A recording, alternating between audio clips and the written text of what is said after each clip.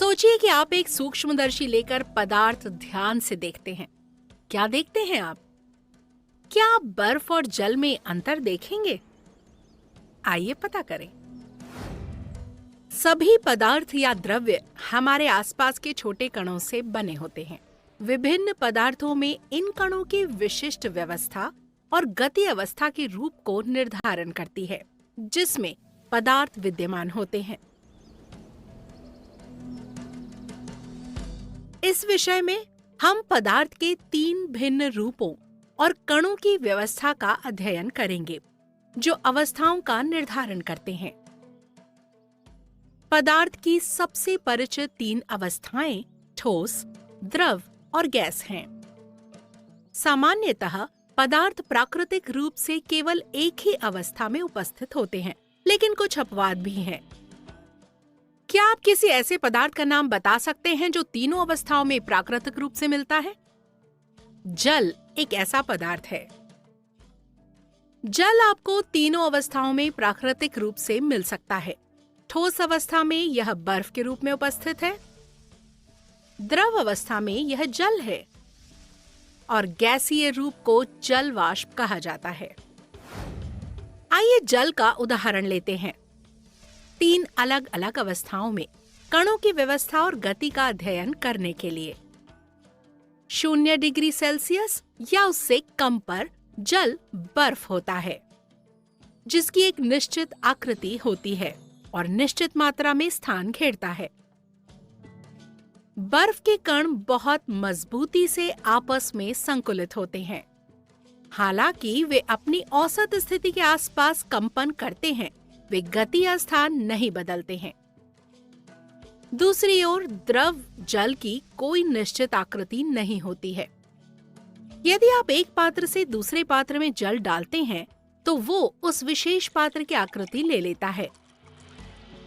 इसका कारण ये है कि द्रव के कणों को ठोस बर्फ की तरह मजबूती से नहीं बांधा जाता है। वास्तव में वे ठोस कणों की तुलना में स्वतंत्र रूप से गति करने में सक्षम हैं। यहाँ ध्यान दें कि ये निश्चित स्थान घेरता है।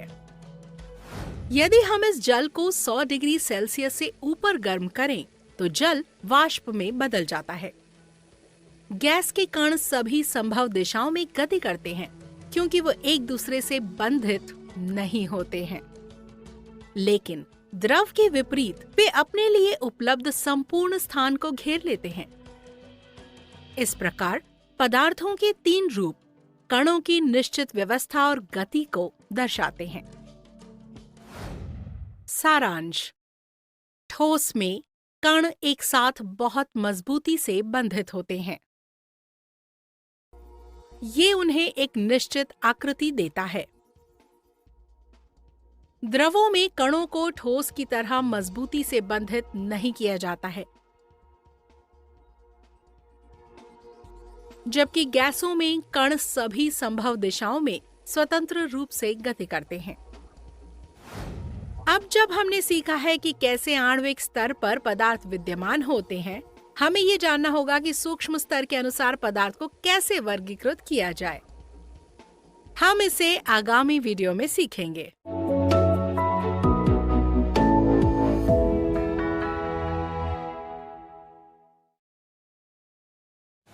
क्या आप जानते हैं हमारे ब्रह्मांड का 95% भाग अस्पष्ट पदार्थों और ऊर्जा से बना हुआ है, वस्तुएं जिन्हें हम अभी तक नहीं समझ पाए हैं। केवल 5% पदार्थ ही ऐसे हैं जिन्हें हम पूरी तरह से समझ पाए हैं। ये पदार्थ परमाणुओं से निर्मित होते हैं।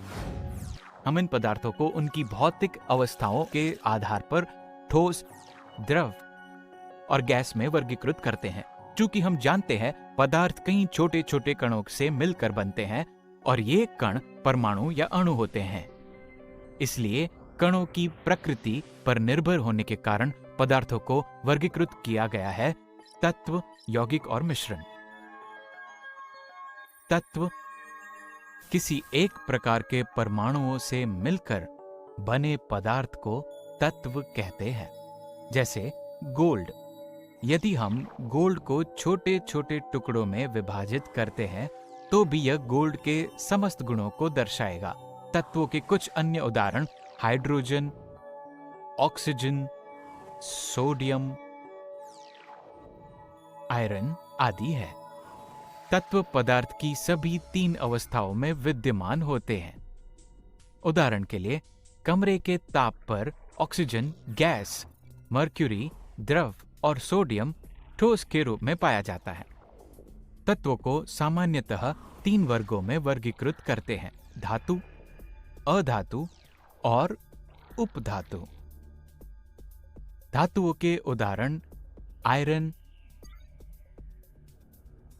पोटेशियम, मैग्नीशियम आदि है। अधिकांश धातुओं को उनके अस्यकों से निष्कर्षित करते हैं, जैसे आयरन को हेमेटाइट से निष्कर्षित करते हैं। हालांकि गोल्ड, सिल्वर, प्लैटिनम आदि धातुएं प्राकृतिक रूप से प्राप्त होती है। अधातुओं के उदाहरण कार्बन, ऑक्सीजन, क्लोरीन, ब्रोमीन आदि है। सामान्यतः कमरे के ताप पर अधिकांश अधातुएं गैस होती है, लेकिन ब्रोमीन एकमात्र ऐसी अधातु है जो कमरे के ताप पर द्रव होती है, जबकि अन्य अधातुएं जैसे कार्बन ठोस है।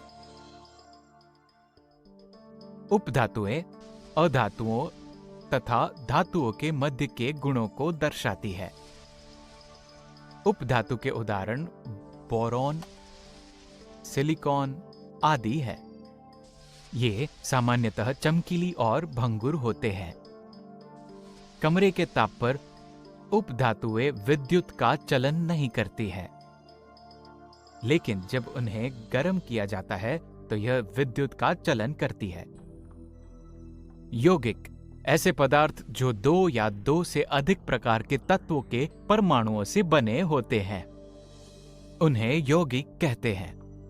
उदाहरण के लिए जल H2O, यह 2 तत्व हाइड्रोजन और ऑक्सीजन से बनता है, लेकिन जब जल का विद्युत अपघटन करते हैं तो जल क्रमशः 2 तत्वों में विभाजित हो जाता है, हाइड्रोजन और ऑक्सीजन। साथ ही इन तत्वों के गुण जल से भिन्न होते हैं। यौगिक का एक उदाहरण है साधारण नमक, जो सोडियम और क्लोराइड आयनों से बना होता है। दूसरा उदाहरण शर्करा है, जो कार्बन, हाइड्रोजन और ऑक्सीजन से मिलकर बनती है। आइए शर्करा एक यौगिक है जानने के लिए एक छोटी सी क्रियाविधि करते हैं। कम शर्करा युक्त एक टेस्ट ट्यूब लीजिए, इसे बर्नर के ऊपर गर्म कीजिए। थोड़ी देर तक गर्म करने के बाद शर्करा पहले थोड़ी भूरी और उसके बाद काली हो जाएगी। टेस्ट ट्यूब में जो काला पदार्थ शेष रहेगा वह कार्बन है। हम कह सकते हैं शर्करा कार्बन, हाइड्रोजन और ऑक्सीजन से बनी होती है, लेकिन इन तत्वों के गुण शर्करा से भिन्न होते हैं। इस प्रकार शर्करा एक यौगिक है। शर्करा का एक अणु कार्बन के 12 परमाणुओं, हाइड्रोजन के 22 परमाणुओं और ऑक्सीजन के 11 परमाणुओं से बना होता है।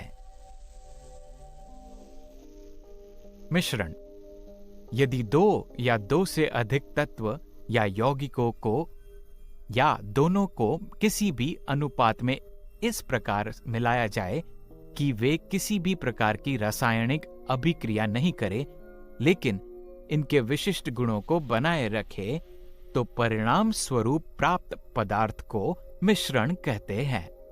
उदाहरण के लिए वायु विभिन्न गैसों का मिश्रण होती है, जैसे नाइट्रोजन, ऑक्सीजन, कार्बन डाइऑक्साइड आदि। हालांकि ये गैसें कहीं भी नियत अनुपात में नहीं होती। कार्बन डाइऑक्साइड और अन्य प्रदूषणकारी गैसों की मात्रा आवासीय क्षेत्रों की तुलना में औद्योगिक क्षेत्रों में अधिक होती है। सारांश: किसी एक प्रकार के परमाणुओं से निर्मित पदार्थ को तत्व कहते हैं। तत्व पदार्थ की तीनों अवस्थाओं में विद्यमान हो सकते हैं। सामान्य तौर पर तत्वों को 3 वर्गों में वर्गीकृत किया जा सकता है: धातु, अधातु और उपधातु। 2 या 2 से अधिक प्रकार के तत्वों के परमाणुओं से निर्मित पदार्थ यौगिक कहलाते हैं। यदि 2 या 2 से अधिक तत्व या यौगिक या दोनों को किसी भी अनुपात में मिश्रित किया जाता है तो परिणाम स्वरूप बनने वाला पदार्थ मिश्रण कहलाता है। उदाहरण के लिए, वायु विभिन्न गैसों का मिश्रण होती है। क्या आपने कभी ध्यान दिया है, हाइड्रोजन ज्वलनशील है और ऑक्सीजन दहन में सहायक है, जबकि जल हाइड्रोजन और ऑक्सीजन का यौगिक है और इसका उपयोग आग बुझाने में करते हैं। आगामी वीडियो में यौगिकों के इन रोमांचक गुणों को जानने के लिए हमारे साथ बने रहिए।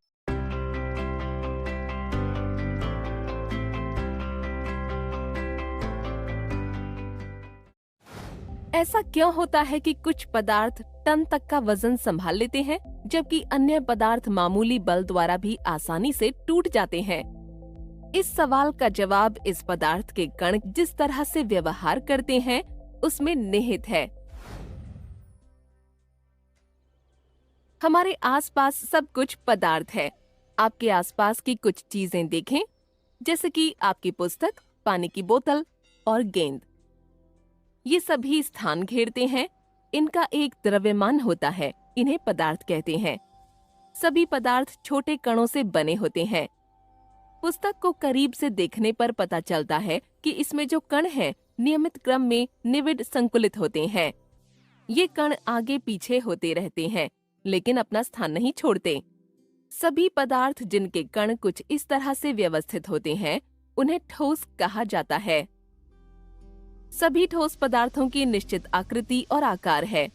आइए अब पानी के कणों को देखते हैं, जो कि बोतल में भरा हुआ है।